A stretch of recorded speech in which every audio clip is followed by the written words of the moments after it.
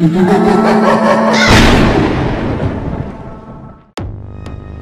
परिवार पार्ट 2। एक लांब लचक शहर होतं। शहरामध्ये लोकांची फारच रेलचेल होती। रोज हजारो लोक आपल्या कुटुंबासमवेत शहरामध्ये राहायला यायची आणि छोट्या छोट्या खोल्यांमध्ये घर बनवून राहायची, कारण की जागेचा फारच तुटवडा होता। शहराच्या बाहेर एक जुनं खंडर होतं। खंडरमध्ये भूतांचा एक परिवार राहत होता। भूतिया मम्मी पप्पा आणि त्यांचा एक गोड असा बेटा। हा परिवार मानवांना मारून त्यांचं पोट भरायचा। मम्मी भूत आणि पप्पा भूत सकाळ सकाळी मनुष्यांच्या शोधासाठी शहरामध्ये जायचे आणि छोटं भूत बाळ सुनसान खंडरमध्ये कोळ्याच्या जाळ्यासोबत खेळायचा। भूत मम्मी पप्पा मिळून एक दोन माणसं शहराच्या धकाधकीमधून उचलून आणायचे आणि मग तिघं मिळून त्या मानवांना पूर्ण दिवसाभरासाठीचं जेवण बनवायचे। पप्पा मम्मी, मी पण तुमच्या सोबत उद्या शहरात येईना। या सुनसान खंडर मध्ये कोळ्या बरोबर खेळून खेळून मला खूप बोर झालंय। हो बाळा, नक्की चल। तू काय वेडी झालीस का? शहरामध्ये केवढी गर्दी आहे, लोकांना राहायला जागा नाहीये आणि हे साहेब मनोरंजनासाठी शहरात निघाले। काही गरज नाहीये, तू इकडेच खेळायचं, आम्ही मनुष्य घेऊन येऊ। हे ऐकून भूतिया बाळ नाराज होऊन भूतिया मम्मीना बिलगून रडू लागला। दुसऱ्या दिवशी भूतिया मम्मी पप्पा माणसं शोधण्यासाठी शहरामध्ये उडत उडत निघून गेले आणि बिचारा भूतिया बेटा कोळ्यासोबत खेळत राहिला। तू एकटी या खंडर मध्ये मोर नाही होत? मी खूप पकलोय, शहरात जायचंय मला। तेव्हा भूतिया बाळाला मोठमोठ्या मशीन्स आणि बुलडोझरचा आवाज ऐकू आला। त्याने लपून बाहेर बघितलं तर महाकाय मशीन्स मिळून खंडरला तोडायचं काम करत होती। खरं तर निर्मल नावाचा खूप मोठा बिल्डर खंडर तोडून तिकडे फार मोठी बिल्डिंग उभी करू इच्छित होता। खंडरची जमीन देखील त्याने विकत घेतली होती। निर्मल त्याच्या मित्रांसोबत मजुरांचं काम पाहत होता। शहरामध्ये खूप गर्दी आहे, लोकांकडे राहायला जागा नाहीये। इथे मी फार मोठी बिल्डिंग बनवेन आणि मग हळूहळू अजून बिल्डिंग्स बनवत जाईन। निर्मल, वेडेपणा करू नको, फार मोठा घाट्याचा सौदा करतोस तू। हे भूतिया खंडर आहे म्हणून एवढ्या स्वस्तात मिळालंय। विचार कर, लोक इकडे यायला घाबरतात, मग तुझ्या सोसायटी मध्ये राहणार कोण? माझा भूतांवर विश्वास नाहीये। भूतिया बाळ दिवसभर बुलडोझर मशीनचं काम एन्जॉय करत होता आणि रात्री मम्मी पप्पा येताच त्याने सगळी गोष्ट त्यांना सांगितली। बाबा, खूप मोठमोठी मशीन्स होती, काम बघून तर मला खूप मजा आली। तू बिल्डर वेडा झालाय, आपलं घर तोडत आहे। उद्या नाश्त्यामध्ये त्याचे मजूर खाऊया। मग काय, दुसऱ्या दिवशी जसं काम सुरू झालं, संपूर्ण परिवार त्या मजूर आणि मशीनच्या ड्रायव्हर वर तुटून पडला। त्यांना पकडू लागलं। जे वाचले ते पळून गेले आणि जे पकडले गेले ते भूतांचं जेवण बनले। निर्मल सेठ हताशपणे सगळं बघत होता। मी तर आधीच म्हणालो होतो, धोका आहे, आता मी माझे अजून मजूर नाही पाठवणार। निर्मल हताशपणे त्याच्या ऑफिस मध्ये बसला होता। तेव्हा त्याची सेक्रेटरी येऊन म्हणाली, सर, कोणालाही आपल्या सोसायटीत फ्लॅट बुक करायचंच नाहीये, अशाने तर प्रोजेक्ट बर्बाद होईल। नाही लिली, मी प्रोजेक्ट कोणत्याही किमतीत पूर्ण करेन। दुसऱ्या दिवशी निर्मल खंडर मध्ये जाऊन भूतांना भेटला। आता कशाला आलायस? माफी मागायला? नाही, सौदा करायला। कोणता सौदा? बघा, मला माहितीये तुम्ही माणसं खाऊन पोट भरता, त्यासाठी शहरामध्ये जाता, मुलाला घरात एकटं सोडून। विचार करा, जर माणसं स्वतः उठून तुमच्याकडे आली तर मग कसं होईल? हे कसं काय शक्य आहे? मी खंडर तोडून इकडे बिल्डिंग बनवणार आहे, मग तर लाखो लोक इकडे राहायला येतील। मी तुला सोसायटीमध्ये एक फ्लॅट पण देईन, कुटुंबासोबत आरामात राहा आणि सोसायटीच्या बाकी लोकांना खाऊन टाक। आम्ही तयार आहोत, बोल काय पाहिजे? बाई बघ, काम जसं चाललंय चालू दे, सोसायटी होईपर्यंत जंगलात जा, काम संपल्यावर परत या। मग काय, भूतिया परिवार जंगलाच्या दिशेने उडाला आणि निर्मलचं थांबलेलं काम सुरू झालं। बघता बघता खंडरच्या जागी एक आलिशान सोसायटी उभी राहिली आणि निर्मलचं स्वप्न पूर्ण झालं। जशी ही बातमी भूताला कळली तो परिवारासकट तिकडे हजर झाला. निर्मल, सोसायटी तर रिकामीच आहे. तूच तर म्हणाला होतास की लोक येतील. माणसं आहेत भावा, भूत नाहीयेत. पॅकिंग करायला वेळ लागतो. तू चिंता नको करू. तुझा फ्लॅट पण रेडी आहे आणि जेवणासाठी काही मजूर फ्लॅट मध्ये बांधून ठेवलेत. ये ना, तुला तुझा फ्लॅट दाखवतो मी. निर्मल भूतिया परिवारासोबत एका फ्लॅटच्या समोर उभा राहिला आणि दरवाजा उघडून म्हणाला, या आतमध्ये, एन्जॉय. जसा भूतिया परिवार आतमध्ये गेला, निर्मलने दरवाजा बंद केला. भूतांनी आतमध्ये पाहिलं तर आतमध्ये बरेचसे तांत्रिक मांत्रिक होम हवन करत होते. भूतांना पाहिल्यावर तांत्रिक भूतांवर मंत्र आणि विभूतींची बरसात करू लागले आणि बघता बघता भूत जळू लागले. पप्पा, वाचवा.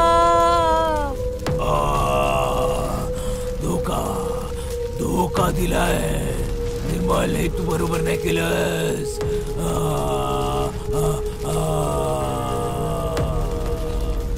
तांत्रिकांनी भूतांना घेरलं. मंत्र आणि विभूतीचा पाऊस सतत बरसू लागला आणि बघता बघता पूर्ण भूतिया परिवार जळून भस्म झाला. मनुष्य खाणारं भूतांचं कुटुंब. अनेक वर्षांपूर्वी एका जंगलात भूतांचं कुटुंब राहायचं.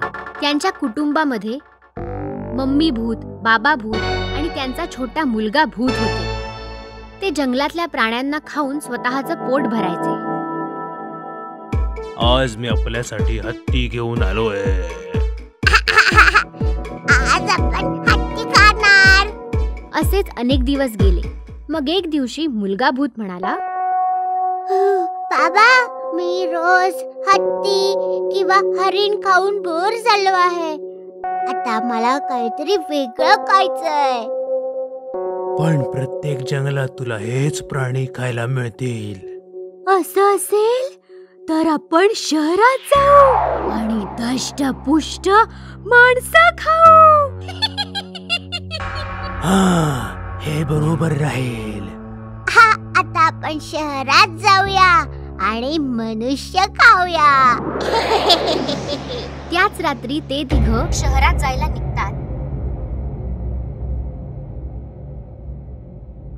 आणि जाता जाता ते गातात, आम्ही शहरात जाणार, मनुष्य खाणार.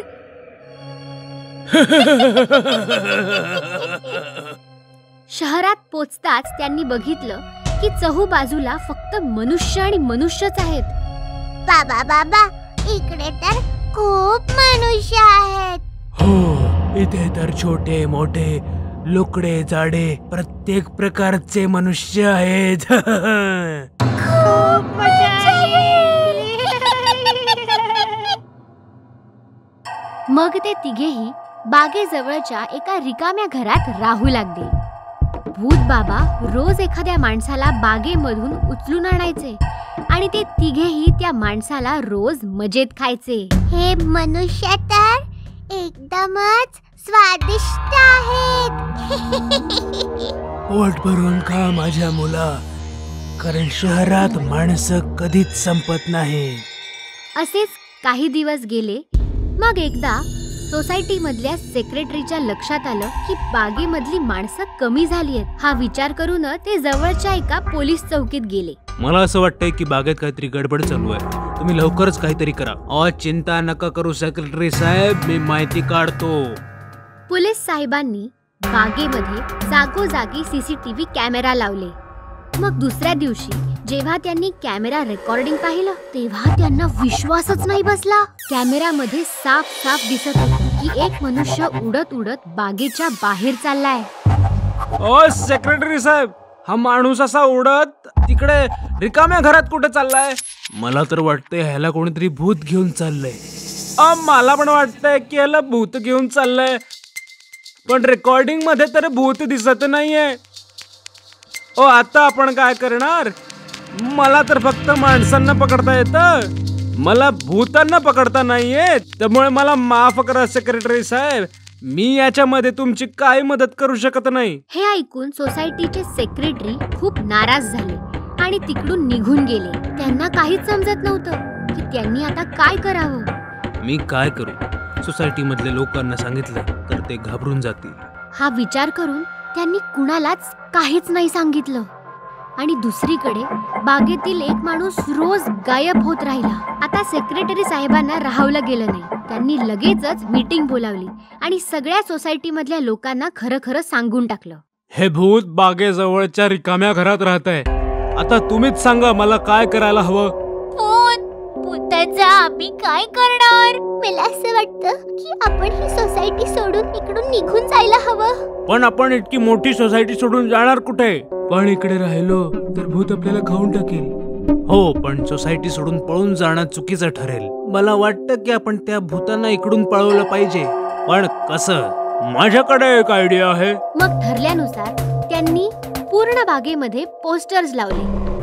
पुढल्या आठवड्यात सेक्रेटरी साहेबांचा वाढदिवस आहे आणि आपल्या वाढदिवसाच्या दिवशी सेक्रेटरी साहेबांनी भूताचा केक कापायचं ठरवलंय. त्यामुळे जो माणूस भूत पकडून आणेल सेक्रेटरी साहेब त्याला 1 लाख रुपये देतील. जेव्हा ही गोष्ट भूत कुटुंबाला कळली तेव्हा ते खूप घाबरले.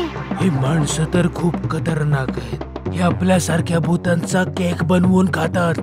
आपण जर या माणसांच्या हाती लागलो तर हे आपला पण केक बनवून आपल्याला खाऊन टाकतील. बाबा भूत, आई भूत, मला मनुष्याची भीती वाटते. मला परत आपल्या जंगलात म्हणजे घरी जायचंय. बाबा भूत, मला परत जंगलात घेऊन चला. मी रोज हत्ती खाईन. मी परत कधीच जंगलाच्या गाण्याने बोर नाही होणार. रडू नकोस मुला, आपण लगेच पुन्हा जंगलात जाऊ. अशा तऱ्हेने मनुष्याच्या एका नाटकाला घाबरून भूत कुटुंब परत जंगलात निघून गेले आणि सोसायटी मधल्या लोकांना भूत कुटुंबापासून मुक्ती मिळाली. बोरवेल वालं भूत. गोष्ट आहे पुण्याची. रश्मी आणि निखिल पती पत्नी होते.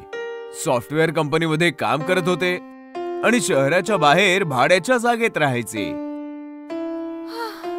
तासनतास प्रवास आणि त्यात फ्लॅटचं भाडं. यापेक्षा तर आपण पुण्यातच एखादा नवीन फ्लॅट घेऊया. आपलं सेव्हिंगही बऱ्यापैकी आहे.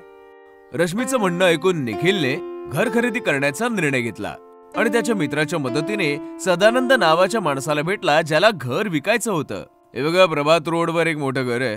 तसं तर काकांचं आहे, पण काकांना मूलबाळ नव्हतं, त्यामुळे घर मला देऊन गेले ते. मी US ला शिफ्ट होतोय म्हणून घर विकायचंय. रश्मी आणि निखिलने घर पाहिलं तर त्यांना खूप आवडलं.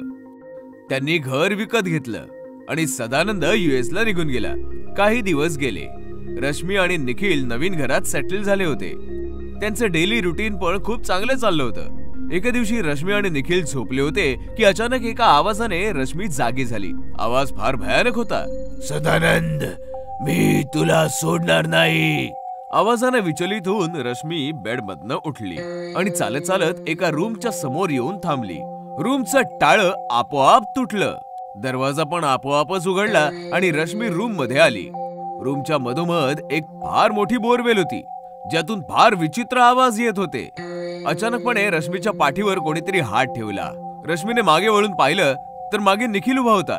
रश्मी, अगं इकडे काय करतेस? निखिलचं लक्ष बोरवेलकडे जाताच तो चकित झाला.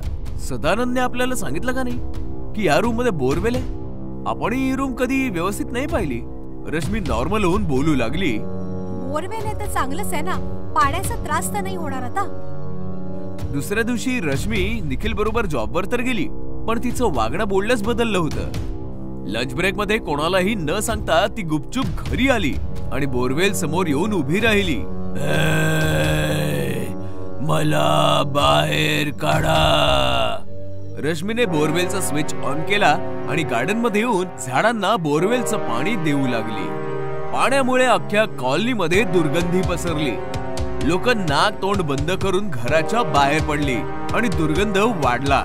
लोकांनी नोटीस केलं की रश्मी दुर्गंधीयुक्त पाण्याने गार्डनला भिजवते. लोक ओरडत रश्मीच्या दिशेने आली. अगं, हे सडका पाणी आहे, थांब थांब. लोकांचं म्हणणं ऐकताच जोर जोराने रश्मी हसू लागली आणि पाण्याच्या धारेने तिने लोकांना भिजवायला सुरुवात केली. दुर्गंधीयुक्त पाणी शरीरावर पडताच लोक पळाली. संध्याकाळ होताच निखिल घरी आला तेव्हा त्याने पाहिलं गार्डन मधील सगळी झाडं वेली सुकली होती. निखिलला राग आला आणि तो आतमध्ये किचन मध्ये आला तर रश्मी जेवण बनवत होती. काय गरज होती कॉलनीतल्या लोकांसोबत मूर्खपणा करायची? वेडी म्हणतायत तुला. काय गरज काय होती बोरवेल सुरू करायची? जेवण तयार आहे, हात पाय धुवून घे. रश्मीचा आवाज विचित्र होता, जणू कोणी पुरुष बोलतो आहे. काय झालं रश्मी? दुपारी ऑफिस मधनं पटकन आलीस? माझी तब्येत ठीक नव्हती. काय झालंय तुझ्या तब्येतीला? का असं बिहेव करतेस तू? मध्यरात्र झाली होती. निखिल झोपला होता. अचानक एका भयानक आवाजाने त्याची झोप मोड झाली. सदानंद मी आलो आहे. निखिल घाबरला. त्याने पाहिलं तर बिछाण्यावर रश्मी नव्हती. अचानकपणे त्याची नजर सीलिंग वर गेली तेव्हा त्याचे डोळे विस्फारले गेले. रश्मी वर लटकलेली भयानक भूत बनली होती. जोर जोरात ओरडत होती.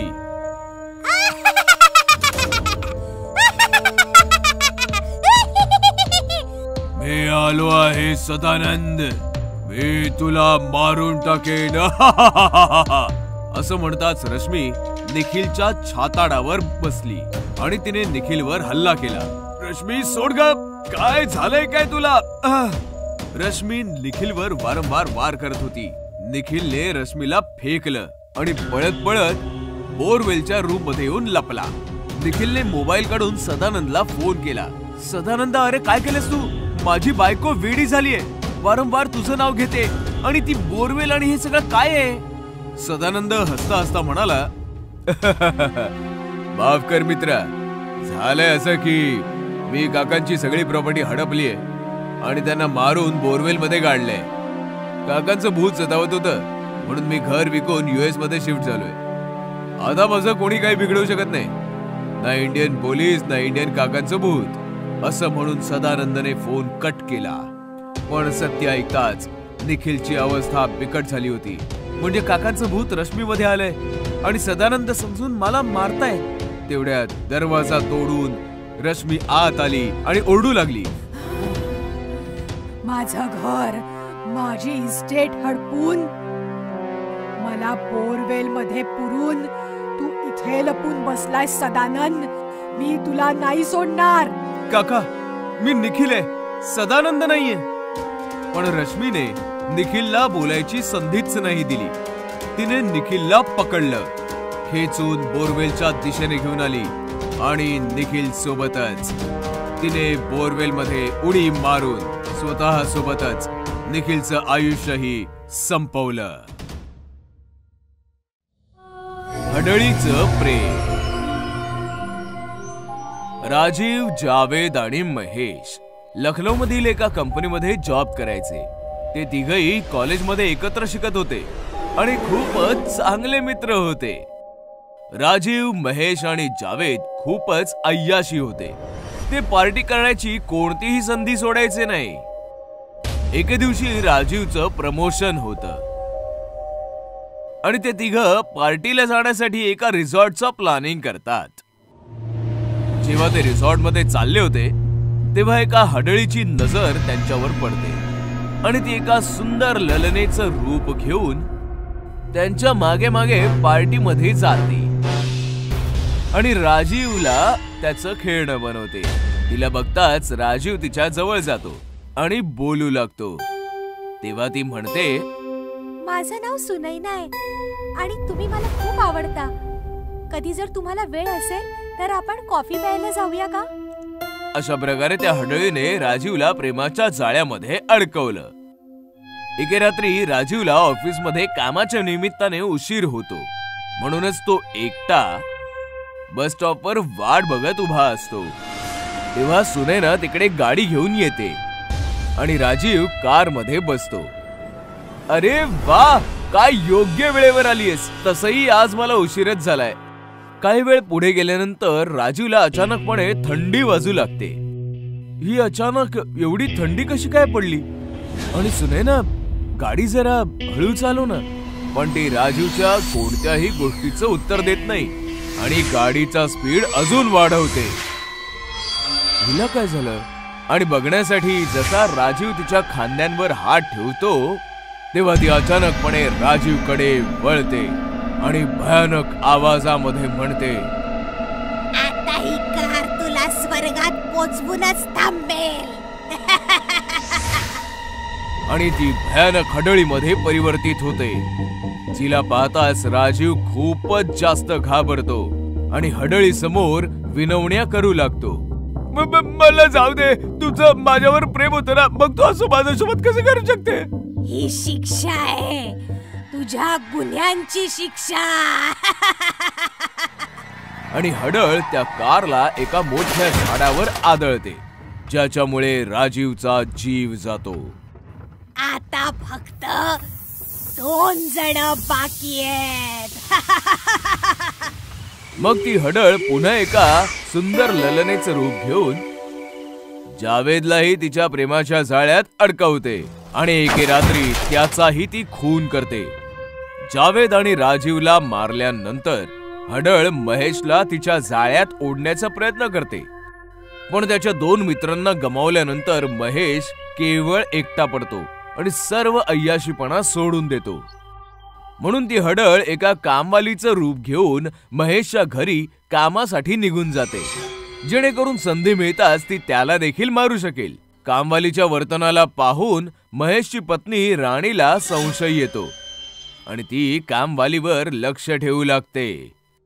एके रात्री राणीला घरामध्ये काहीतरी गडबड दिसून येते. जेव्हा ती जाऊन पाहते तेव्हा कामवाली हडळीच्या रूपामध्ये परिवर्तित होते आणि महेशच्या शरीरातून रक्त घेऊ लागते. जे पाहताच राणीच्या पायाखालची जमीन सरकते आणि पटकन ती मदतीसाठी एका मांत्रिकाला बोलवते. मांत्रिक येताच पटकन हवन सुरू करतो आणि घरामध्ये राख फुंकू लागतो. ओम भं ग्रम, ओम भं ग्रम. हे काळी आत्मा, या घराला सोडून निघून जा. तेव्हा ती हडळ बाहेर येते. मांत्रिका, तू माझ्यामध्ये नको येऊस, नाहीतर तू विनाकारण मरशील. तेव्हा मांत्रिक हडळीवर राखेची पुडी फेकतो, त्यामुळे तिचं शरीर जळू लागतं. बोल, तू याला का त्रास देतेस? बोल. या तिघांनी माझं प्रेम हिरावून घेतलंय. एक दिवस माझे पती कामावरून परत येत होते, तेव्हा हे 3 मित्र दारूच्या नशेत गाडी चालवत होते. हे 3 इतक्या नशेत होते की त्यांनी माझ्या नवऱ्याला गाडी खाली चिरडून टाकलं आणि कोणाला पत्ता लागू नये म्हणून रस्त्याच्या कडेला पुरून टाकलं. माझ्या नवऱ्याशिवाय या जगात माझं दुसरं कोणी नव्हतं. त्याच्या मृत्यूच्या दुःखात मी आत्महत्या केली आणि मी भूत बनले. म्हणूनच मांत्रिका, तू याला वाचवण्याचा प्रयत्न नको करूस. असं म्हणताच ती हडळ महेशला सोबत घेऊन हवन कुंडात उडी मारते आणि तिच्या सोबत महेशलाही जाळू लागते. हे पाहताच महेशची पत्नी हडळीची माफी मागू लागते. यांना नको मारूस, मी पाया पडते, तू यांना नको मारूस. यांच्याशिवाय या जगात माझं दुसरं कोणी नाहीये. यांच्या वतीने मी माफी मागते तुझी. यांना सोडून दे, नको मारूस, माफ कर. महेशच्या गोष्टीचं म्हणणं ऐकून हडळीला तिची दया येते आणि ती महेशला माफ करून टाकते. मग महेश एक फार मोठा यज्ञ करतो आणि हडळीच्या आत्म्याला मुक्ती मिळवून देतो. इस पर पापा भला क्या बोलते? भगवान श्री उनको रामांची मम्मी की प्रत्येक बात जण माननी पूजा ही करतो. पड़ी. ते सर्वांचे दूसरे दिन भगवंत आहे. गट्टू चिंकी स्कूल पण गए रघुनंदन तो सोसायटीमध्ये उनके असाही पीछे कोणी पीछे होता मम्मी भी जो स्कूल गई रामाला नाही, और सीधे रावणाला हेडमास्टर पूजत मिश्रा होता. सर से मिली. वैसे तो मैं छुट्टी नहीं देता, लेकिन हमारे गट्टू चिंकी ने ट्रेन का सफर ही नहीं किया, तो फिर क्या किया? मेरे दोनों ब्राइट स्टूडेंट को ले जाइए और ट्रेन का सफर करवाइए. उनको मैं 5 नहीं पूरे 6 दिन की छुट्टी दे रहा हूँ. Thank you very much sir. शाम को जैसे ही गट्टू चिंकी घर आए तो मम्मी ने एकदम से बॉम्ब फोड़ दिया. गट्टू चिंकी, कल से 6 दिन तक स्कूल जाने की कोई जरूरत नहीं है। लेकिन क्यों मम्मी? क्योंकि कल हम कोंकण जा रहे हैं, तुम्हारी मौसी के घर, वो भी ट्रेन से। ये झटका तो गट्टू चिंकी बर्दाश्त ही नहीं कर पाए। उनकी आंखों में आंसू आ गए। अरे इसमें रोने की क्या बात है, तुम्हें तो नाचना चाहिए। लेकिन मिश्रा सर, एक दिन की भी छुट्टी नहीं देंगे। बिल्कुल नहीं देंगे, क्योंकि उन्होंने ऑलरेडी छुट्टी दे दी है, वो भी पूरे 6 दिन की।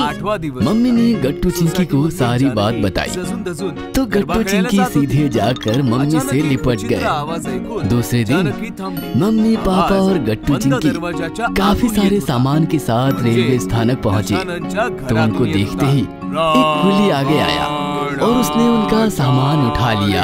आपने इस आदमी को सामान क्यों दिया? वो सामान लेकर भाग गया तो?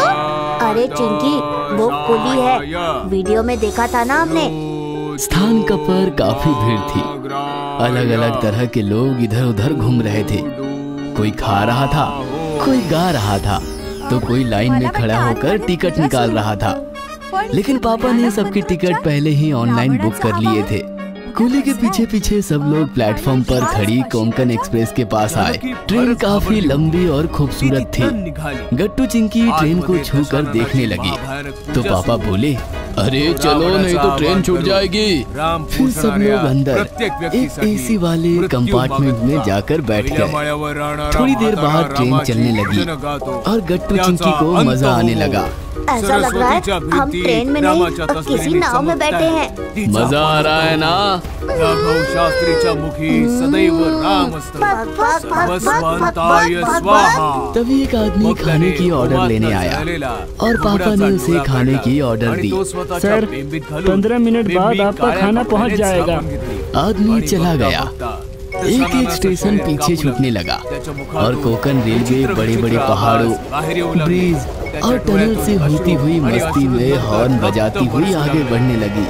ट्रेन टनल में जाती तो पूरी ट्रेन में रात का अंधेरा छा जाता और टनल से बाहर आते ही दिन का उजियाला। 5 मिनट में रात और 5 मिनट में दिन, ये हम सिर्फ ट्रेन में ही महसूस कर सकते हैं। हाँ, इसलिए तो ट्रेन में सफर करने का मजा ही कुछ और है। और ट्रेन का सफर काफी सस्ता भी होता है, और ना ही ट्रैफिक की झंझट और ना ही पंक्चर की प्रॉब्लम। बिल्कुल ठीक कहा। लेकिन लोग ट्रेन को गंदा भी बहुत करते हैं। यहाँ वहाँ पान खाकर थूकते हैं, रैपर्स, वाटर बोतल्स वगैरह डालकर डिब्बे को गंदा कर देते हैं। ये बिल्कुल गलत है ना। ट्रेन में डस्टबिन की सुविधा होती है, हमें कचरा उसमें ही डालना चाहिए। हमारी भारतीय रेलवे अब पूरे विश्व में चौथे स्थान पर है। हर रोज करोड़ों यात्रियों को यहाँ से वहाँ छोड़कर हम सबकी जिंदगी आसान करती है। लॉकडाउन में भी क्या नहीं किया ट्रेन ने। ऑक्सीजन पहुँचाया, दवाइयाँ पहुँचाई, और आज भी हर रोज जरूरत का हर सामान यहाँ से वहाँ पहुँचाती है हमारी भारतीय रेल। इसलिए हम सबको उसका सम्मान करना चाहिए, उसे खराब नहीं करना चाहिए। 1 घंटा बीत गया और गट्टू चिंकी खिड़की से बाहर देख देख कर बोर हो गए। अब उन्हें पूरी ट्रेन घूमनी थी। ट्रेन में लगाए गए टॉयलेट्स देखकर अपनी जिज्ञासा पूरी करनी थी। उन्होंने मम्मी पापा से परमिशन मांगी, तो पापा बोले, हाँ जाओ, लेकिन डिब्बा याद तो रहेगा ना। और हाँ, दरवाजे के पास जाकर खड़े मत रहना, कहीं से बाहर हाथ भी मत निकालना। हाँ बाबा, जानती हूँ तुम दोनों काफी समझदार हो, जाओ अब। फिर क्या, लंबी सांप जैसी ट्रेन के पेट में गट्टू चिंकी एक एक डिब्बा घूमने लगे। अलग अलग लोग उनकी अलग अलग भाषा सुनते हुए एंजॉय करने लगे और ताली बजाकर गाने लगे, तो यात्री भी उनका साथ देने लगे। रेलगाड़ी रेलगाड़ी, बीच वाला स्टेशन बोले रुक रुक रुक रुक रुक रुक रुक रुक। इस प्रकार गट्टू चिंकी ने अपनी खुशी में बाकी यात्री और टीसी को भी शामिल कर लिया। सभी ने गट्टू चिंकी को काफी सारा प्यार दिया। तिच्या समोर दशानंद फार भयानक परिस्थितीमध्ये हसत होता। जानकी घरी नाही पोहोचली म्हणून तिचा चिंतातूर पती राघव सरस्वतीच्या घरी जाऊन विचारपूस करू लागला। जानकी 10 वाजताच निघाली भाऊ? आता 11 वाजले आहेत, कुठे गेली असेल? काय माहित. हा, आठवलं. एक गोष्ट होती जी जानकीने सांगितली होती. कदाचित जानकी तिथेच गेली असेल. सरस्वतीने राघवला सगळं काही सांगितलं आणि राघव पळत पळत दशाननच्या घरासमोर उभा राहिला. आतून तेलाच्या जळण्याचा वास येतोय, म्हणजे आतमध्ये पूजा चालू असणार. तेव्हा राघवला जानकीच्या ओरडण्याचा आवाज आला आणि राघव घाबरला. सरस्वती सोसायटीतील सर्व सदस्यांना घेऊन राघवच्या जवळ आली. तू बरोबर बोलत होतीस, जानकी आतमध्येच आहे, काय करायचं? तेव्हा एक म्हातारा माणूस ओरडत म्हणाला, अरे रामच वली, रामच शक्तिशाली, मग या दुष्टाला काय घाबरायचं? आणि मग अचानक जानकी ओरडली, गिरधारी काका, गिरधारी काका, तुमचा आवाज ऐकून हा कमजोर पडतोय. मी ठीक आहे, हा खूप भयानक आहे, सगळ्यांना मारून टाकायचा कट रचतोय. तुम्ही माझी चिंता सोडा आणि भजन गा. हा काही नाही करू शकणार. गिरधारी अंकल, तुम्ही भजन गा. या ऐकताच दशाननने जानकीला एक जोरदार कानाखाली मारली आणि जानकी बेशुद्ध होऊन खाली पडली. कोणी नाही वाचणार, फक्त अर्धा तास बाकी आहे, मी तुम्हा सर्वांना मारून टाकेन. दशानन होम करायला बसला. इथे म्हाताऱ्या गिरधारीने श्रीरामांची भजनं गायली आणि बाकी सदस्यांनी त्यांची साथ दिली. भजनामुळे आतमध्ये दशानन विचलित होऊ लागला आणि त्याचा होम पण विझू लागला. सर्वजण जोरजोरात भजन गात होते आणि दशानन होम करण्याचा प्रयत्न करत होता. भजन ऐकून तो स्वतःचे मंत्र विसरत होता. लोक भजन गातच होते आणि 12 वाजले. जसे 12 वाजले, दशानन आपली नाभी पकडून जोरात ओरडला, कारण की त्याच्या नाभीत असलेल्या घुबडाच्या डोळ्याने विष उघडायला सुरुवात केली होती. दशानन तडफडू लागला आणि थोड्याच वेळात तडफडून होमात पडला आणि जळून भस्म झाला. जानकीला शुद्ध आली. तिने दरवाजा उघडला आणि मग ती राघवच्या गळ्यात पडली. राघव, दसऱ्याच्या सर्वांना शुभेच्छा. रावण दहन झालेलं आहे. बोला प्रभू श्री रामचंद्र की जय. नवरी बनली डायन पार्ट 2. गोष्ट आहे अमेठीची. मालती तिचा जवान मुलगा रघु सोबत राहायची. मालती विधवा होती आणि तिने एकटीनेच रघुचं पालन पोषण केलं होतं. तरी पण रघुला मालती आवडत नव्हती. याच गोष्टीमुळे मालती दिवस रात्र दुःखी असायची. कुठे चाललायस रघु? मी कुठे जाईन, तुला त्याचं काय? तू तुझ्या लिमिट मध्ये राहा. खर तर मालती रघुची खरी आई नव्हती, ती सावत्र आई होती. रघु 5 वर्षांचा होता तेव्हा त्याची आई वारली आणि त्याच्या बेवड्या बापाने मालतीशी लग्न करून तिला घरी आणलं. पती बेवडा होता, पैशांची चणचण होती, म्हणूनच सुरुवातीला मालतीने रघुचं फार पालन पोषण नाही केलं. याच गोष्टीचा फायदा उचलून रघुच्या आत्याने रघुचे कान भरले. रघु बाळा, खीर आणले, चल खाऊन घे. आई आई ग, माझा पोरगा किती वाळून गेलाय. सावत्र आई नक्कीच जेवायला देत नसणार. काय करणार, सावत्र आया असतातच तशामुळे. पिक्चर मध्ये बघितलंय ना, सांभाळून राहा त्या जखिणीपासनं. आत्या सतत विष कालवत राहिली आणि काही दिवसातच रघुला मालतीचा तिरस्कार वाटू लागला.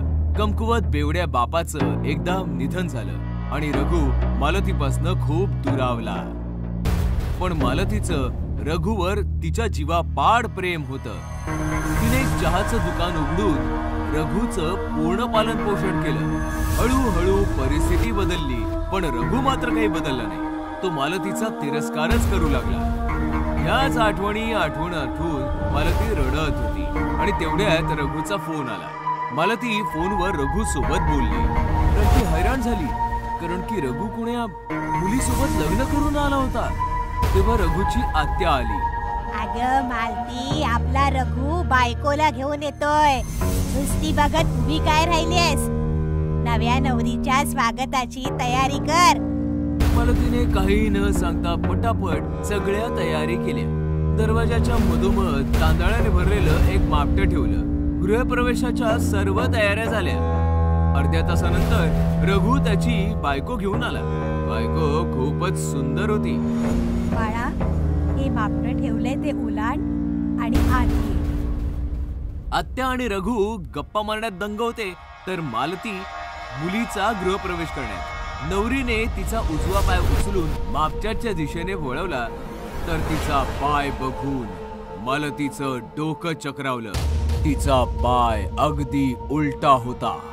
विवाहितेने उलट्या पावलांनी तांदळाचं मापटं उलटलं आणि मालतीकडे पाहून फार विचित्रपणे हसली.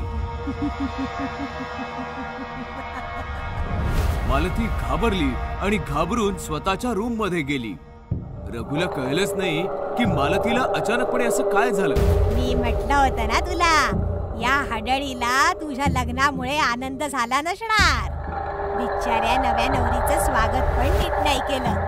काही हरकत नाही, मी आहे ना, मी सगळी तयारी केलेली आहे. चल बाळा, तुझ्या खोलीत चल. आत्या नवरीला घेऊन निघाली आणि रघु तिथेच उभ्या उभ्या मालतीच्या रूम कडे रागाने पाहू लागला. अर्धी रात्र उलटली होती. मालती तिच्या रूम मध्ये फार टेन्शन मध्ये होती आणि तेवढ्यात आत्या तिकडे आली. अगे स्वार्थी बाई, नव्या नवरीला तिथेच सोडून पळून आलीस तू. त्या मुलीशी लग्न करून रघुने चांगलं नाही केलं. ती मुलगी नाही, हडळ आहे ती. आता तर तू हेच म्हणणार, तुझा प्लॅन फसलाय ना आता. कोणता प्लॅन? तुझ्या भावाच्या मुलीला रघुच्या गळ्यात बांधायचं होतं ना तुला, पण मी असं होऊ नाही दिलं. तुम्ही पहिल्यापासून ओळखता या मुलीला? मुलीला नाही ओळखत मी, पण रघुने भेटवलं होतं मला हिला. प्रेम करतो तो तिच्यावर. मग मी म्हटलं लग्न करून टाका. खूप चुकीचं केलं तुम्ही. रघुचं आयुष्य उद्ध्वस्त केलं. आत्या तिथून रागावून निघून गेली आणि लपून रघुच्या रूमच्या समोर आली. आता बघते मी आत दोघांमध्ये काय मस्ती चाललीये. आत्याने हळूच हाताने दरवाजा तर तो पटकन उघडला. आतमध्ये रघु बिछाण्यावर झोपला होता, पण नवी नवरी मात्र बिछाण्यावर नव्हती. अरे, ही नवी नवरी कुठे निघून गेली? तेव्हा बुवाची नजर वर फॅनवर गेली आणि तिचे डोळे विस्फारले.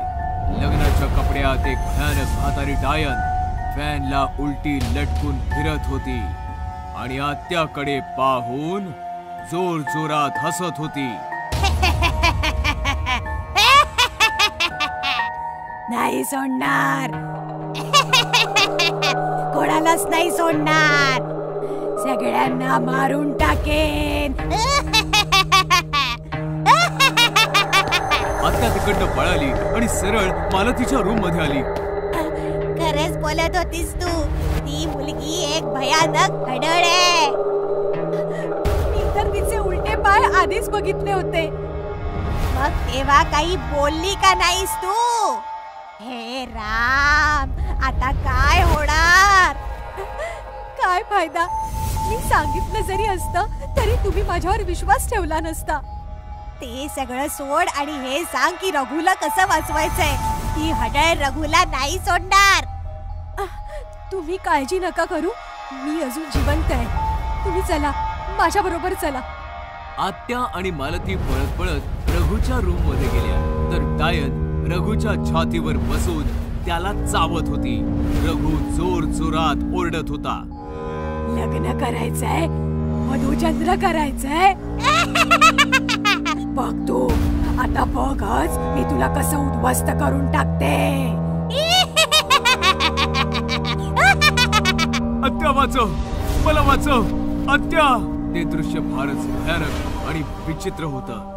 आत्या ते दृश्य बघून मागे झाली आणि रूमचा दरवाजा बाहेरनं बंद करून स्वतःच्या घरी पळाली. आत्या, आत्या वाचव. तुझी आत्या तर पळून गेली रघु, पण तुझी आई आहे.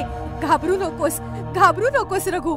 डायनने रघुला सोडलं आणि ती उलट्या पावलांनी चालत मालतीच्या दिशेने वळाली. आई सांभाळ, ती तुझ्या दिशेने येते. रघुच्या तोंडून पहिल्यांदा आई शब्द ऐकून मालतीमध्ये जणू 10 हत्तींचं बळ आणि खूप सारी ताकद आली. डायनने तिच्यावर उडी मारली आणि मालतीने फार बहादुरीने तिला चकमा दिला आणि स्वतःला वाचवलं आणि पटकन डायनचे पाय पकडून तिला उलट लटकवलं. डायन तडफडू लागली, जोर जोरात किंचाळू लागली. सोडा सोडा, मला मारून टाकीन सगळ्यांना. सोडा. रघु रघु पळून जा, रघु पळून जा. रघु सुरी घेऊन ये रघु. नाही आई, मी तुला सोडून कुठेच नाही जाणार. नाही बाळा, पळून जा. मी हिला आता आणखी नाही सांभाळू शकत. हडळीची ताकद तिच्या पायांमध्ये असते. मला हिचे पाय कापून टाकायचे. हे ऐकताच डायन अजून जोरात किंचाळली. पाय कापू नकोस, पाय नको कापूस माझे, पाय नको कापूस. रघुला समजलं आणि त्याने बाहेरून बंद केलेला दरवाजा आतून तोडून एक सुरी घेऊन आला. रघुने पटकन डायनचे दोन्ही पाय कापले. डायन कोण्या जनावरासारखी जोरात किंचाळली आणि शांत झाली. डायन मेली होती. मालतीने पटकन डायनचं शरीर जमिनीवर सोडलं. रघुने पटकन त्याच्या आईला मिठी मारली आणि माय लेक हमसून रडू लागली.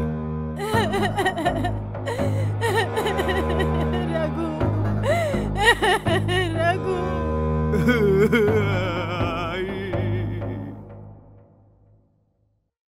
भूतनी आंटी पार्ट 2. एक छोटस शहर होतं. शहरामध्ये होती एक कॉलनी. नाव होतं भूतनवाडी. भूतनवाडीतील प्रत्येक आई भीतीच्या सावटाखाली जगायची, कारण की भूतनवाडीच्या एका घरामध्ये एक म्हातारी भूतणी जंगलातून राहायला आली, जी कॉलनीतील लहान लहान मुलांना पकडून सतवायची आणि त्यांना खाऊन टाकायची. भूतनी म्हातारी होती, पण काळ्या जादूमध्ये माहिर होती. ती कोणत्या तरी खूबसूरत आंटीचं रूप घ्यायची आणि मैदानात खेळणाऱ्या मुलांकडे जाऊन त्यांना भुलवून थापा मारून त्यांच्या घरी आणायची आणि मग मारून टाकायची. चल बाळा, माझ्या घरी चल, मी तुला रबडी खायला देईन. मुलंही त्या भूतणीच्या गोष्टींमध्ये अडकायची आणि तिचं बोट पकडून तिच्या घरी यायची. तिच्या घरामध्ये पाऊल ठेवताच अचानक त्या भूतणीचं रूप बदलायचं आणि तिच्या सत्य रूपात यायचं, ज्यांना बघून ती पुरं घाबरायची. मम्मी मला वाचव, मला सोड ना. तू आंटी नाही, भूतणी आहेस. भूतणी नाही, भूतणी आंटी. खायला आला होतास रबडी, आता स्वतःच खाणं बनशील. भूतनी आंटीला पप्पी दे बरं. बाळा, आणखी किती ओरडशील. नाही, मी तुला पप्पी नाही देणार. तू फार वाईट आहेस. सोड ना मला मम्मी. बडबड बंद कर, मला खाऊ दे तुला. चल. या प्रकारे भूतणीच्या त्या कारनाम्यांमुळे कॉलनीमध्ये हाहाकार माजला. लोक म्हाताऱ्या भूतणीकडे गेले. त्यांनी समजावलं, पण त्याने काही फरक नाही पडला. मग लोकांनी तंत्रमंत्राचा सहारा घेतला. तांत्रिकांना तिच्या घरासमोर बसवलं, पण दुष्ट भूतणीने त्यांनाही तिच्या शक्तीने पळवून लावलं आणि ती तिची मनमानी करू लागली. अशा प्रकारे कॉलनीचं नाव भूतनवाडी पडलं. बघा, जर या कॉलनीमध्ये राहायचं असेल तर मुलांना घेऊन आपल्या घरामध्ये बंद राहा, नाहीतर कॉलनी सोडा. बस फक्त आता हे 2 उपाय उरलेत आपल्याकडे. बिचारी लोक कॉलनी सोडून जातील तरी कुठे. त्यांनी त्यांचे घरचे दरवाजे कायमचे बंद केले आणि भीतीच्या सावटाखाली जगू लागले. लोकांच्या सतर्कतेमुळे भूतणी पण त्रासू लागली, कारण की ती अजून म्हातारी होऊ लागली आणि तिला खाणं मिळणंही कठीण झालं होतं. हे काय, लोकांनी तर दारं बंद करून घेतलीत. आता मी कशी जगणार? मला वाटतं आता पुन्हा जंगलचा रस्ता धरावा लागेल.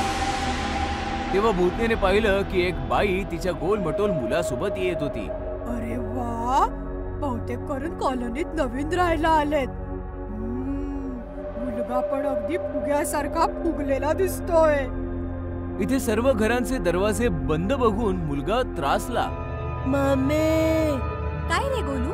माझा फ्रेंड म्हणत होता की चांगली कॉलनी आहे, पण इथे तर सर्व दरवाजे बंद आहेत. एकही मुलगा दिसत नाहीये. आता मी खेळणार कोणासोबत? तेव्हा भूतनी रूप बदलून त्यांच्या समोर उभी राहिली. तुमचं स्वागत आहे आमच्या कॉलनीमध्ये. थंडीमुळे लोकांनी दारं बंद करून ठेवले. अरे वा, तुमचा मुलगा तर अगदी माझ्या मोनू सारखा आहे. माझा मोनू आत्ताच मैदानात खेळायला गेलाय. मैदानाचं नाव ऐकताच गोलू खुश झाला. थोडा वेळ गप्पा झाल्यानंतर मुलगा आणि आई निघून गेले आणि भूतनी खुश झाली. आज तर पार्टी करणार मी. थोड्या वेळानंतर फुटबॉल हातात घेऊन गोलू मैदानात पोहोचला तेव्हा त्याने पाहिलं मैदानात त्याच्या वयाचा एवढा मुलगा खेळत होता. हे बघून गोलू खुश झाला. तू मोलू आहेस ना? माझं नाव गोलू आहे. माझ्यासोबत खेळशील का? नक्की खेळेन मी. मग काय, बराच वेळ दोघे खेळत होते आणि खेळता खेळता ते थकले. खूप घाम आलाय आणि आता तहान पण लागलीये. मग चल माझ्या घरी पाणी पिऊन येऊया. तुझं घर जवळच आहे ना? तुझी मम्मी भेटली होती मला. चला जाऊया आपण. गोलू मोलूच्या मागे मागे त्याच्या घरापाशी पोहोचला तेव्हा भूतनी आंटी बनून घरापाशी उभी होती. ये बाळा. गोलू मोलू सोबत जसा त्याच्या घराच्या आतमध्ये गेला, घराचा दरवाजा बंद झाला आणि मोलू पण गायब झाला. मोलू, कुठे आहेस तू? घरात यावा गोलू म्हणून पाठवून दिला मी नकली मोलू. भूतनीचं भयानक रूप बघून गोलू कापू लागला. वाचवा, वाचवा मम्मी. प्यायला आला होतास पाणी, आता माझी तहान भागवशील. भूतनी आंटीला पप्पी देऊन टाक, आता आणखीन किती ओरडशील. प्लीज मला नका मारू.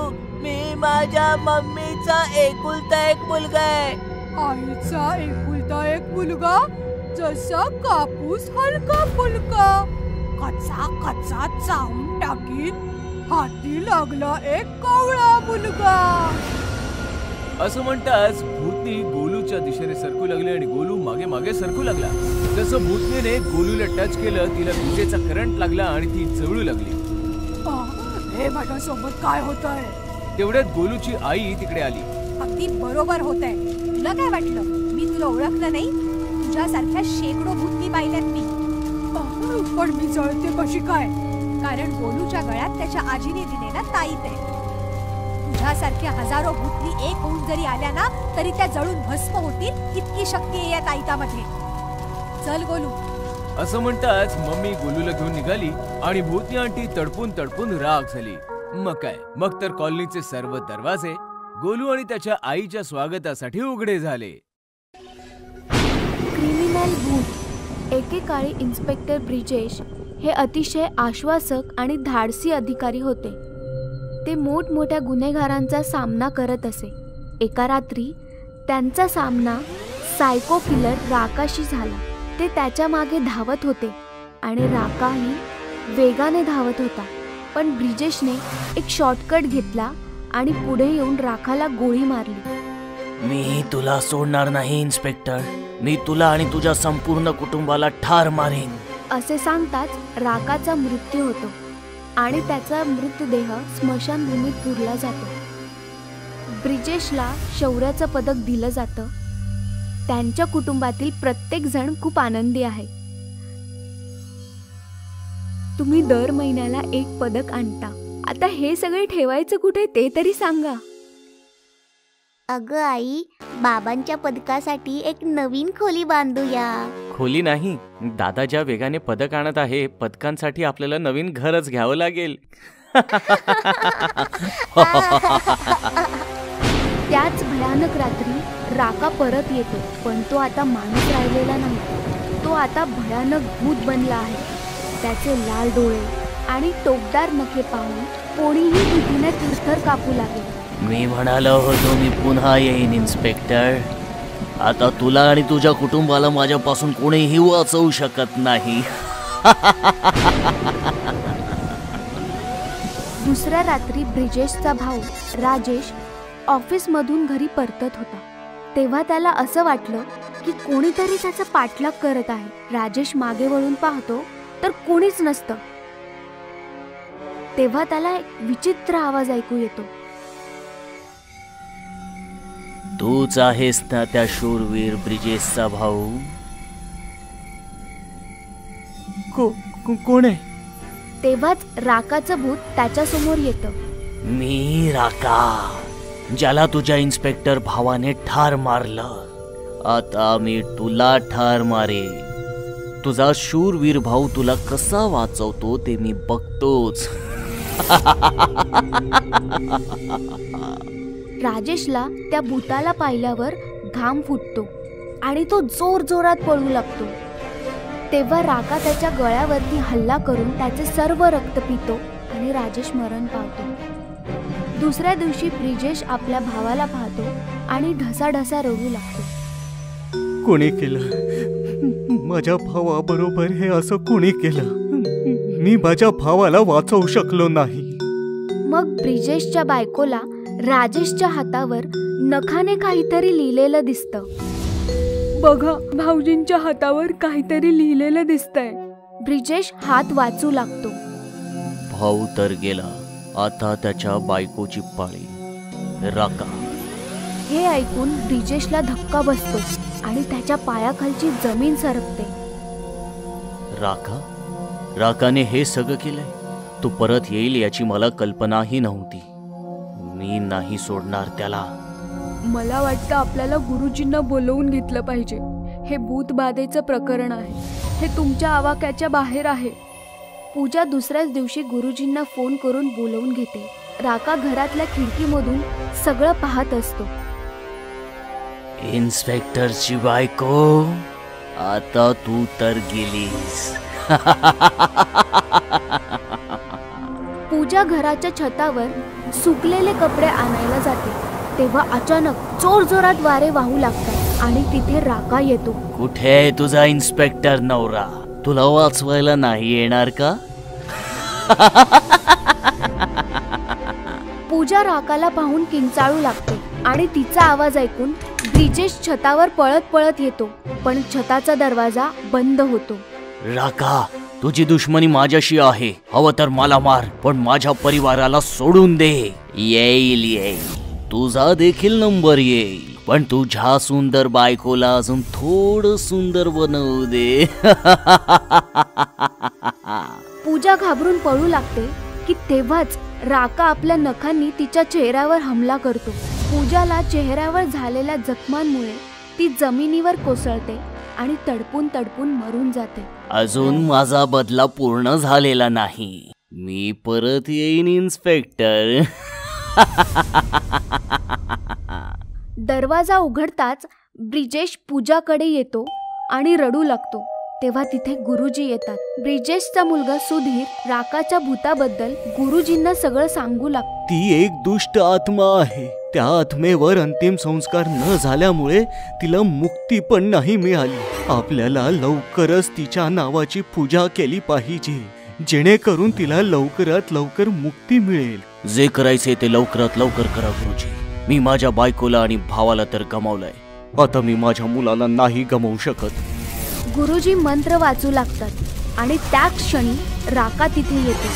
नाही, तुमची इतकी हिम्मत की तुम्ही लोक मला मुक्ती द्याल. मी तुम्हा तिघांना नाही सोडणार. राका सुधीर जवळ जातो आणि त्याचा गळा आवळतो. सुधीरचा जीव गुदमरू लागतो. तेव्हा गुरुजींनी दिलेलं गंगाजळ ब्रिजेश राकावर शिंपडतो आणि राकाचं मेलेलं शरीर जळू लागतं. हे काय केलंस तू? तेव्हा गुरुजी आपल्या पूजेचा शेवटचा मंत्र वाचतात आणि राकाची आत्मा हवेमध्ये विलीन होऊन जाते. माझा बदला अजून पूर्ण झाला नाही. आणि अशा प्रकारे राकाच्या आत्म्याला मुक्ती मिळते आणि ब्रिजेश आपल्या मुलाचा जीव वाचवतो. भूतिया आरसा. खूप वर्षांपूर्वी कॉलेजच्या दोन मुली मेनका आणि सुनैना एका नवीन शहरात अभ्यासासाठी आल्या. त्यांनी कॉलेज जवळच एक रूम घेतली आणि आपल्या सामानासह तिकडे दोघी शिफ्ट झाल्या. अखेर आपण आपल्या नवीन घरात आलोच. हो, पण मी खूप दमले मेनका. आज तू जेवण बनवशील का प्लीज? मी आंघोळ करून येते. ठीक आहे. सुनैना आंघोळीचं सामान घेऊन बाथरूम मध्ये आली. तेव्हा तिला बाथरूम मध्ये एक फार मोठा आरसा लावलेला दिसला आणि ती आरशामध्ये स्वतःला न्याहाळू लागली. हा आरसा तर खूप छान आहे. मी या आरशात खूप सुंदर दिसतेय. दुसऱ्या बाजूला मेनकाने जेवण बनवून तयार केलं होतं आणि मग सुनैनाला तिने आवाज दिला. सुनैना, चल ये, जेवण तयार आहे. पण बराच वेळ हाका मारल्यानंतरही सुनैना काही आलीच नाही. मेनका तिला शोधत शोधत बाथरूम पर्यंत आली. सुनैना, आता आंघोळ झाली असेल तर बाहेर ये ना. पण जेव्हा आतून काही आवाजच नाही आला तेव्हा मेनकाने दरवाजा हात लावला. तिचा हात लागताच दरवाजा उघडला गेला. मेनकाने पाहिलं तर सुनैना आतमध्ये नव्हतीच. ती अख्ख्या घरामध्ये सुनैनाला शोधू लागली, पण तिला सुनैना कुठेच नाही सापडली. ती मोठमोठ्याने रडू लागली. सुनैना, तू कुठेस? तिच्या रडण्याचा आवाज ऐकून काही शेजारी जमा झाले. काय झालं? काय रडतेस तू? मी आजच माझ्या मैत्रिणी बरोबर इथे राहायला आले, पण माहित नाही सुनैना कुठे गेलीये. तू काळजी करू नकोस, चल आपण मिळून तिला शोधूया. तेव्हा अचानकपणे बाथरूम मधनं निघून सुनैना बाहेर येते. सुनैना, तू बाथरूम मध्ये होतीस? पण मी तर बाथरूम मध्ये सगळीकडे चेक केलं होतं. तुझ्याकडून काहीतरी चूक झाली असेल. मी तर बाथरूम मध्ये आंघोळ करत होते. चल जाऊ दे ते सगळं, आता जेवूया चल.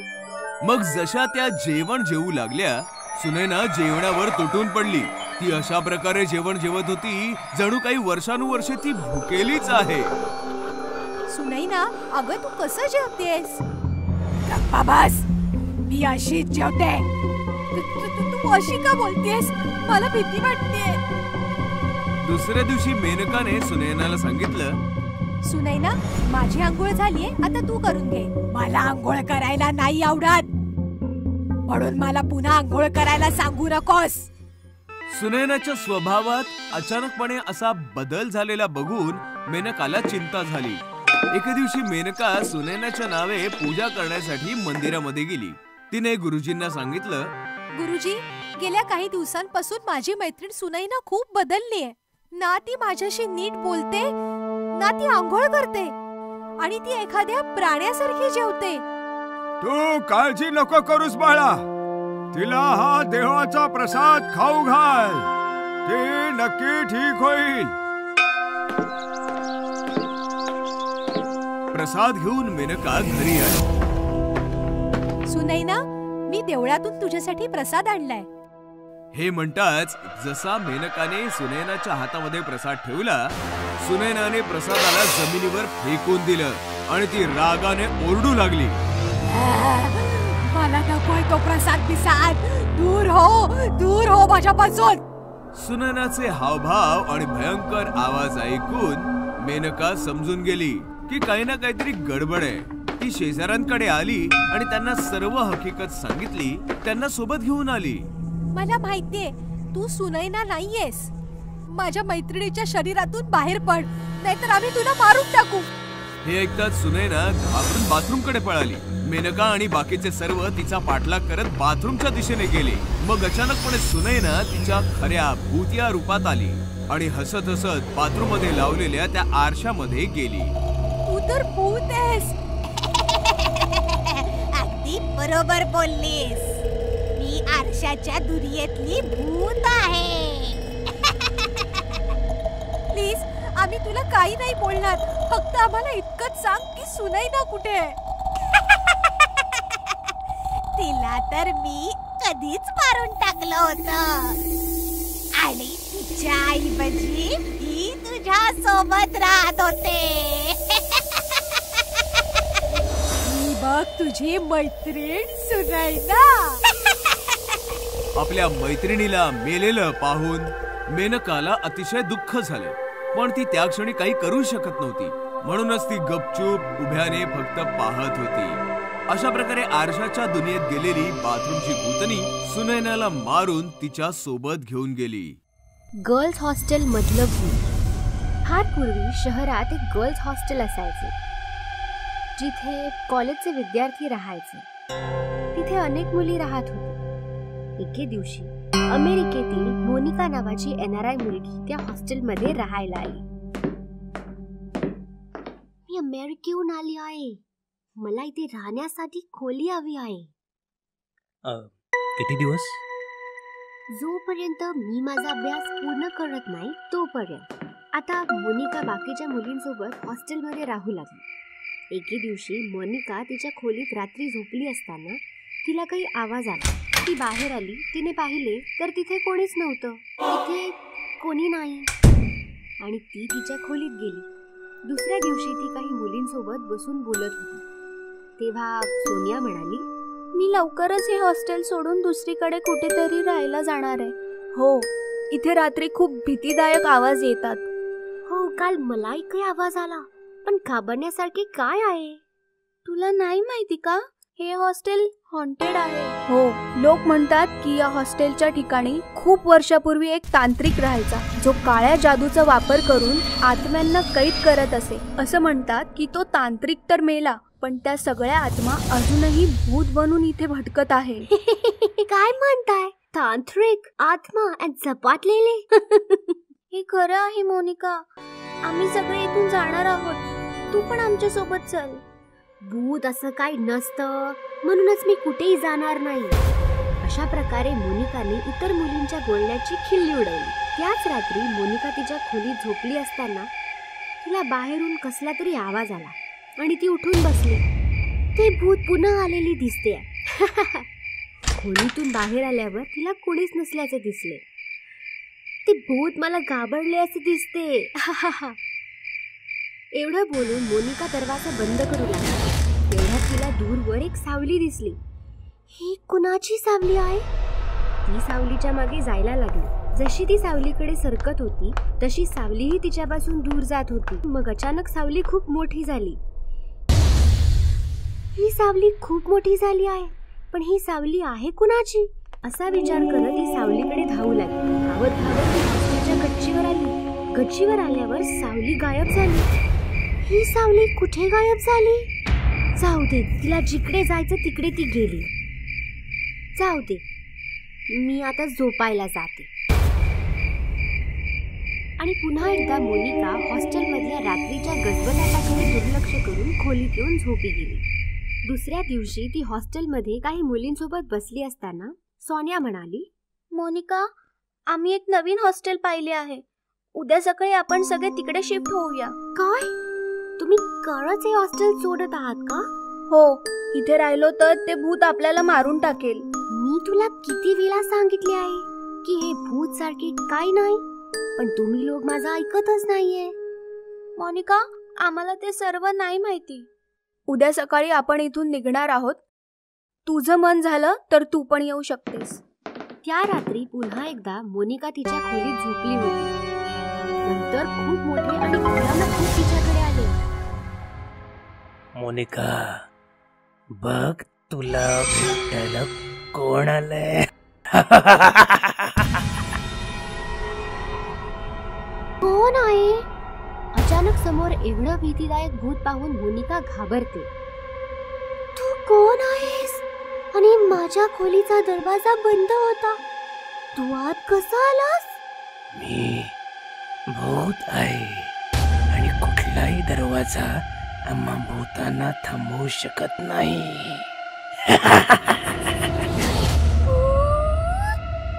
2 दिवसांपासून मी तुला हे पटवून देत आहे की तुम्हा माणसांप्रमाणे आम्ही भूत पण खरेच असतो, पण तू आमची थट्टा करतेस. म्हणून मी ठरवलं की आज तुला भूतांना भेटवतो. प्लीज प्लीज मला काही नका करू. प्लीज प्लीज मला जाऊ द्या. Please let me go please. भूताने मोनिकाचा हात पकडला आणि तो तिला घेऊन गायब झाला. भूत मोनिकाला जमिनीच्या खाली असलेल्या एका गुहेत घेऊन गेला. माझ्या घरी स्वागत आहे. मला सांग, तुला काय हवंय? वाघाचं रक्त की माणसाची खोपडी? नो, मला काहीच नको आहे. प्लीज मला जाऊ द्या. Please let me go. Late me go please. मराठीत बोल. डोनाल्ड ट्रम्पची भाजी. माझ्याकडून खूप मोठी चूक झाली आहे. मी मानते की भूत असतात. असं कसं? मोठ्याने बोला. जशी माणसं आहेत तशीच भूतही आहेत. जशी माणसं आहेत तशीच भूतही आहेत. असेच भूत मोनिकाला घाबरवत राहिला. काही वेळाने मोनिका भीतीने बेशुद्ध पडली. हिला धडा शिकवला असं दिसतंय. त्यानंतर सकाळी मोनिकाला जाग येताच ती तिच्या खोलीत असल्याचे तिला दिसले. भूत भूत, या हॉस्टेलमध्ये भूत आहे. मला इथे राहायचं नाही. ती हॉस्टेलच्या खोलीतून बाहेर आली. तिथे सोनिया, राणी आणि बाकीच्या मुली आहेत. सोनिया, मला पण घेऊन जा. या हॉस्टेलमध्ये खरंच भूत आहे. पण तुझं सामान? मला काही नको आहे. फक्त मला इथून बाहेर काढा. त्यामुळे हॉस्टेल हॉन्टेड असल्याची मोनिकाची खात्री पटली आणि ती तिचं सामान तिथेच सोडून पळून गेली.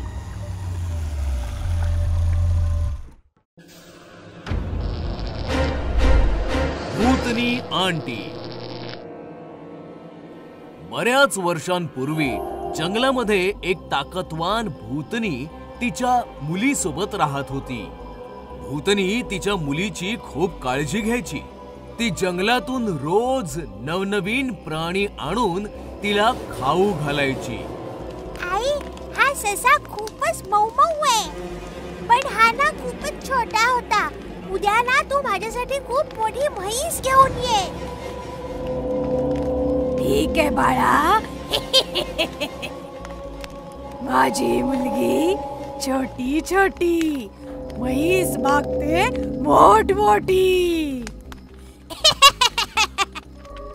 अशीच वेळ निघून गेली आणि भूतनी आता म्हातारी झाली आणि आजारी पडू लागली. आता तिच्या जागी तिची मुलगी शिकार करून आणू लागली.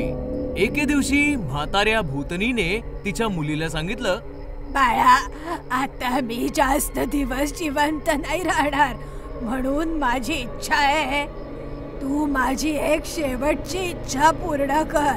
सांग आई. जेव्हा मी छोटीशी होते तेव्हा माझी आई माझ्यासाठी शहरातून एक जाडजूड आणि मऊ मऊ माणसाचा मुलगा खायला घेऊन आली. माझी इच्छा आहे की मरण्याच्या आधी पुन्हा एकदा मी माणसाच्या मुलाची चव घ्यावी. ठीक आहे आई, मग तुझ्या पुढच्या वाढदिवसाला आपण माणसाच्या मुलाची चव चाखू. मानवाच्या मुलाच्या शोधात भूतनी शहराच्या दिशेने निघाली. जंगलातून मी आले, शहराकडे मी जाईन. माणसाचं पोर खाऊन माझ्या आईचा वाढदिवस साजरा करीन. शहरामध्ये पोहोचून तिने बरीचशी मुलं पाहिली, पण एकही मूल तिला आवडलंच नाही. तेवढ्यात तिला समोर गट्टू दिसला. हा मुलगा तर खूप मऊ मुलायम आहे, पण हा तर खूपच हडकुळ आहे. याला तर माझी आई एकटीच खाऊन टाकेल. मग मला काय मिळणार? काही हरकत नाही, मी ह्याला खायला घालून चांगलं जाडजूड बनवेन.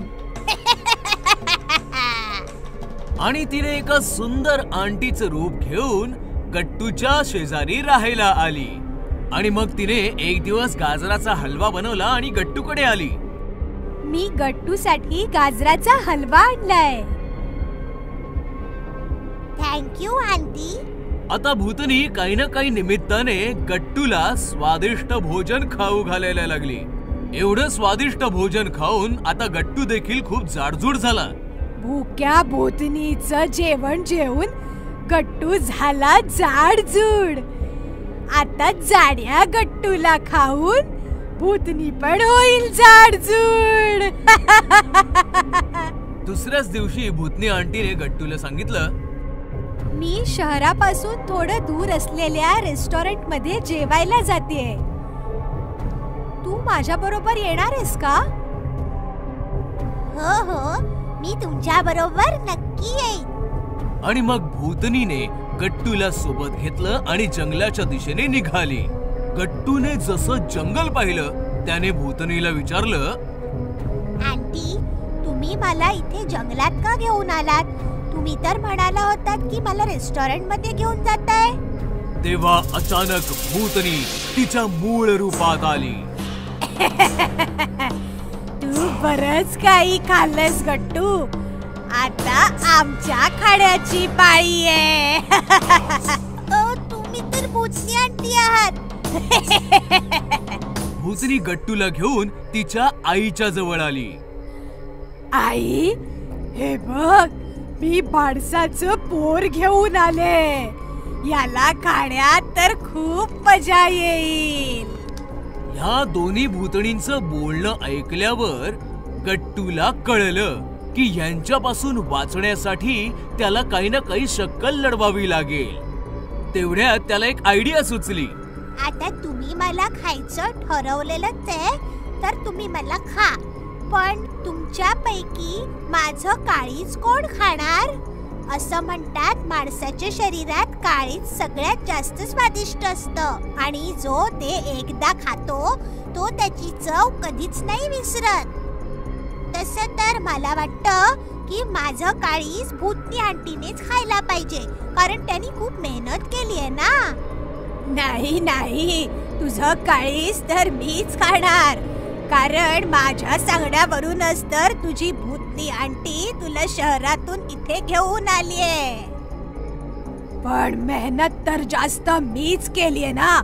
जेव्हा मी लहान होते तेव्हा माझ्या आईने मला मुलाचं काळीज खायला नव्हतं घातलं, म्हणून याचं काळीज तर मीच खाणार. असं कसं?